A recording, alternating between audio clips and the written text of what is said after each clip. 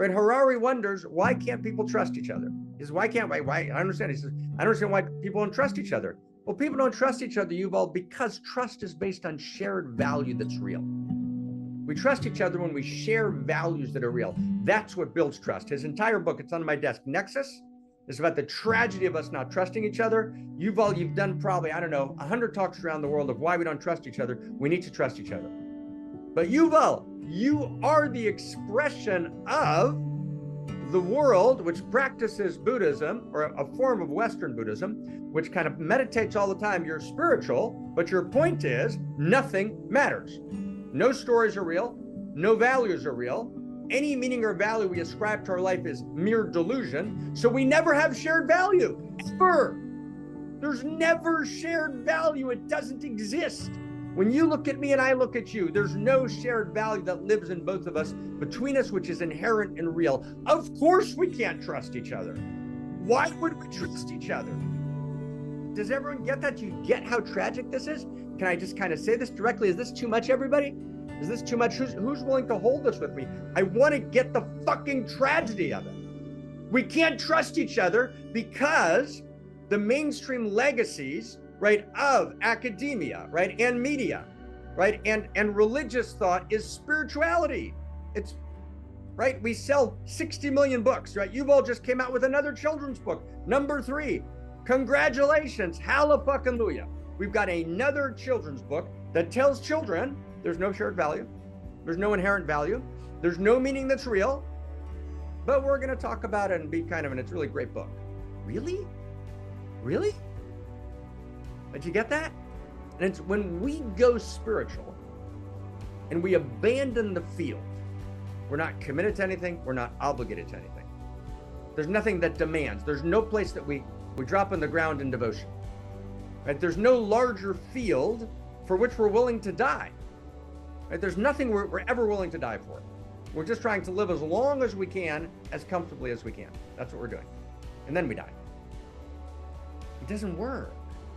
It doesn't work, right? In other words, if there's not a sense of certainty, if I can't name my certainties, what am I absolutely certain about? Not because I made it up, because it lives in me.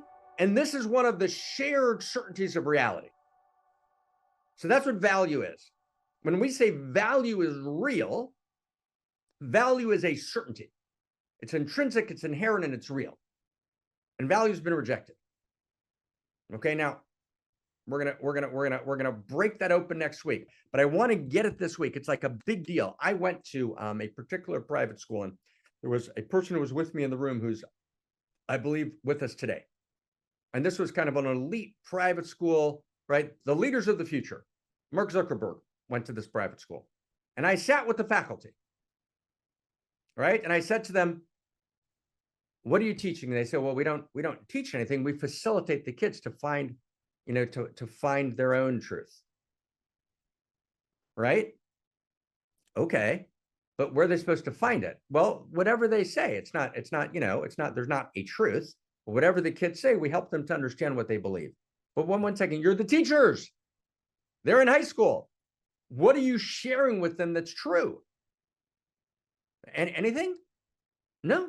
And we went around the room, and no one in the room was able to own a certainty that they were willing to transmit to the children, the high school children, the high school kids. No certainties. What did they say? No, we talk about uncertainty here. I get uncertainty. I wrote a book about reclaiming uncertainty as a spiritual value. But the uncertainty that's a spiritual value is in relationship to certainty. In other words, uncertainty itself is not, nothing's true. No. There's a deep well of certainty, but don't overreach your certainties. There's another certainty about reality, which is mystery. Does everyone get that? Right? In other words, uncertainty is a form of certainty, meaning we refuse to do fundamentalist certainties. We refuse to overreach and claim knowing about what we don't know. One of the certainties of reality is uncertainty. One of the certainties of reality is that there's mystery. One of the certainties of reality is there's things we don't know and we bow before the mystery. But that's in the context of certainties that I claim. right? I claim certainty, right? What do I know? What is unfuckable? Now, if I don't claim that, you with me? If I don't know what my certainties are, and if we don't have a shared set of certainties in the world, we're gone. Game over. The human being cannot live without grounding, right, in a set of certainties. And we have available to us that live in our bodies. And our bodies, right, what we share in common is our uniqueness, but what we share in common is also a shared field of value that lives in all of us. And if we can get through the politics, we can get through the narcissism, and we can get through the kind of, spiritual self-indulgence, this kind of spiritual materialism, we can come back to a world where we have a religion. And religion has to be a world religion as a context for our diversity. So meaning Christianity continues, and Islam continues, and each one needs to evolve and deepen, and Judaism continues, and Hinduism continues, right? It all continues. These are instruments in the unique self symphony, but there's a musical score at the center. There's a shared musical score, and that's a set of shared core certainties. Now, why do we need that? Because you can't cohere, you can't live, you can't breathe unless we can look at each other and be able to trust each other. So we can make agreements, we can avoid multipolar traps, so we can love each other, so we can have intimacy with each other. The global intimacy disorder means, which is the root cause of the meta crisis, it means there's no certainties. We have no shared field of value, and value is a certainty. It's clear. It's clear. Clear. It's not a fundamentalist certainty. The problem with fundamentalism is it's not fundamental enough. Fundamentalism has claimed actually dogmatic certainties, but it's not fundamental.